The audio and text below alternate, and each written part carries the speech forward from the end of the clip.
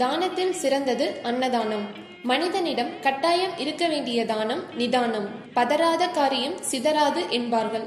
அதேபோல் நிதானத்தோடு இருந்தால் மட்டுமே நிம்மதி கிடைக்கும். தானத்தில் நிதானம் முக்கியம்தான்.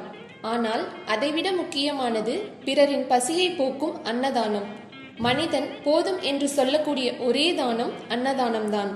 அன்னதானத்தின் சிறப்பு: ஒருவரிடத்தில் பொன், பொருள், ஆடை, ஆபரணங்கள், பணம் கொடுத்தால் இன்னும் கொஞ்சம் தரலாமே என மனம் எதிர்பார்க்குமே தவிர போதும் என்று சொல்வதில்லை.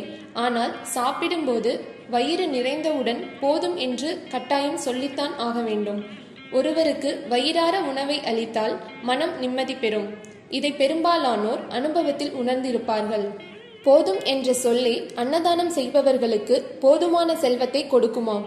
எனவேதான் எல்லா தானங்களிலும் அன்னதானமே சிறந்தது என்று சொல்லி வைத்திருக்கிறார்கள். அன்னதானம் செய்யும் போது பிறர் போதும் என்று சொல்லும் அளவிற்கு செய்ய வேண்டும். எப்படி அன்னதானம் செய்ய வேண்டும்?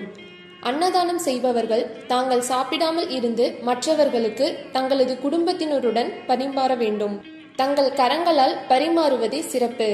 பெரிய அளவிற்கு அன்னதானம் செய்ய முடியாதவர்கள் கூட சிறிய அளவில் தங்களால் முடிந்ததை செய்யலாம். அன்னதானத்தை தங்கள் மேற்பார்வையில் முறையாக செய்ய வேண்டும். எப்போதெல்லாம் அன்னதானம் கொடுக்கலாம்? வாரம் ஒருவருக்கு அல்லது மாதம் ஒருவருக்கு உணவு வழங்கலாம். வருடம் ஒரு முறை விழாக்களை முன்னிட்டு அன்னதானம் வழங்கலாம்.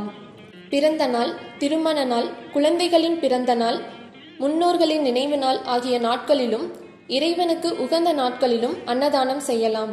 அன்னதானம் செய்ய இயலாதவர்கள் பசி என்று சொல்லி வருபவர்களுக்கு முகமலர்ச்சியோடு உணவளித்தாலே போதும். அதுவே அன்னதானத்திற்கு சமமானது. இதனால் இறைவன் உங்கள் இல்லத்திலும் உள்ளத்திலும் அமர்ந்து எந்நாளும் உதவி செய்வான் என்பது உண்மை.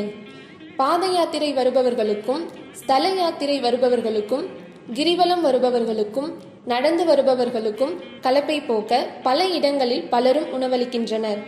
அதன் மூலம் அவர்களது ஆத்மாக்கள் திருப்தியுடன் நம்மை வாழ்த்துகிறது. அன்னதானத்தால் கிடைக்கும் பலன்கள்: அன்புடனும் கருணையுடனும் செய்யும் அன்னதானங்கள் நம்முடைய அடுத்த பிறவி வரை பலன் கொடுக்கும். அன்னதானம் செய்பவர்களின் வாழ்க்கையில் பசிப்பினி வராது. இறைவனின் பரிபூரண அருளும் கிடைக்கப்பெறும்.